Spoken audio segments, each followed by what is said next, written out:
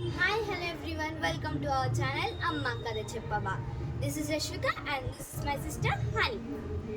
ఈరోజు మేము చెట్ల గురించి మరియు స్నేహబంధం గురించి చెప్పాలనుకుంటున్నాము.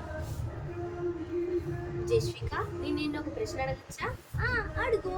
అసలు నిజమైన స్నేహం అంటే ఏమిటి? నేను నీకు మాటలతో కాకుండా కథ రూపంలో చెప్పు అనుకుంటున్నాను.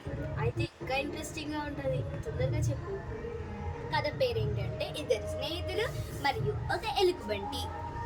రామ్ శ్యామ్ అనే ఇద్దరు స్నేహితులు ఉండేవారు. ఒకరోజు వారిద్దరూ అడవిలో వెళ్తున్నారు. అడవి మధ్యలో హఠాత్తుగా ఒక ఎలుగుబంటి వచ్చింది. శ్యామ్ రామ్ని వదిలేసి చెట్టెక్కి కూర్చున్నాడు.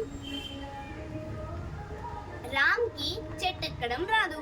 అందుకే నేల మీద చచ్చిపోయినట్టు పడుకున్నాడు. ఎలుగుబంటి వచ్చి చుట్టూ తిరిగి వాసన చూసి చెవులో ఏదో చెప్పి వెళ్ళిపోయింది. ఆ తర్వాత రామ్ చెట్టు దిగి శ్యామ్ని ఇలా అడిగాడు. ఆ ఎలుగుబంటి నీ చెవులో ఏం చెప్పింది అని అడిగాడు. అప్పుడు శ్యామ్ అన్నాడు, నీ ఇలాంటి స్నేహితుడితో స్నేహం చేయొద్దు అని చెప్పింది అన్నాడు. ఎందుకు అని రామ్ అడిగాడు. అప్పుడు శ్యామ్ అన్నాడు, నిజమైన స్నేహితుడు అంటే ఎటువంటి కష్టం వచ్చినా స్నేహితుడిని వదిలి వెళ్ళరు. ఈ కథ ద్వారా మనం తెలుసుకోవాల్సింది ఏంటంటే ఎటువంటి కష్టం వచ్చినా మన స్నేహితుడిని వదిలి వెళ్ళకూడదు. చాలా మంచి విషయాన్ని తెలుసుకున్నాను. సరే, మరి నేను నిన్న ఒక ప్రశ్న అడగచ్చా? తప్పకుండా అడుగు. మనం ఈ చెట్లని ఎందుకు నరకకూడదు?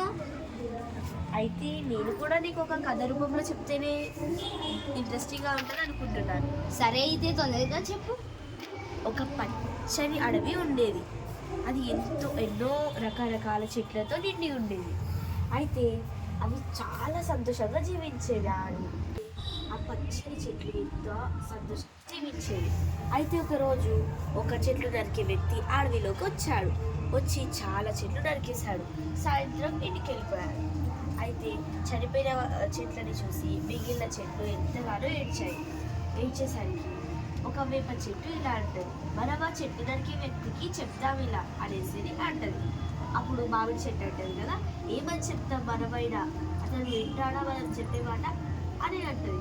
అయితే అప్పుడు ఆ వేప చెట్టు అంటది కదా, ఎందుకు వినడు, మన వల్ల అతనికి, మనం నరకడం వల్ల అతనికి కలిగే నష్టాలు ఏంటో అనేసి మొత్తం చెప్తే అతను తప్పకుండా మారుతాడు అనేసి చెప్తుంది.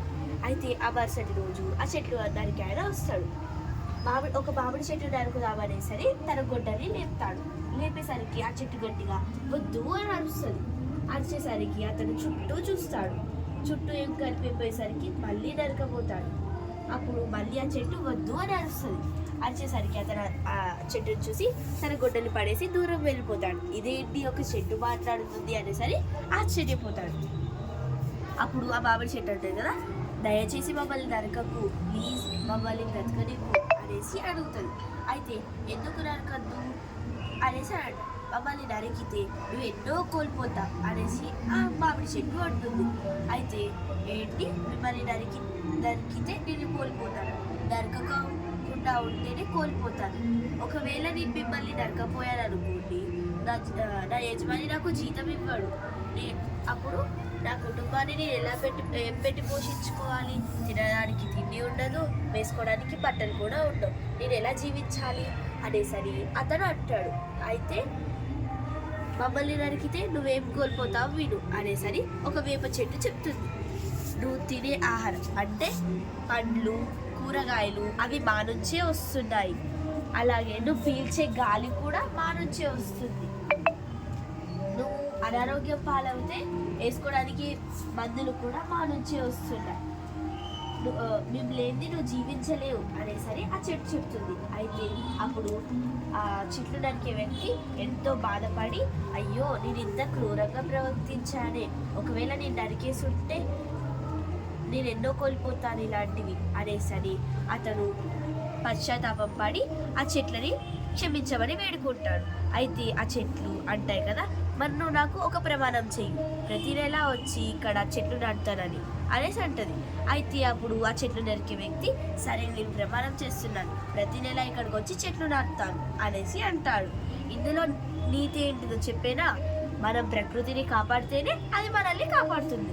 నాకు బాగా అర్థమైంది.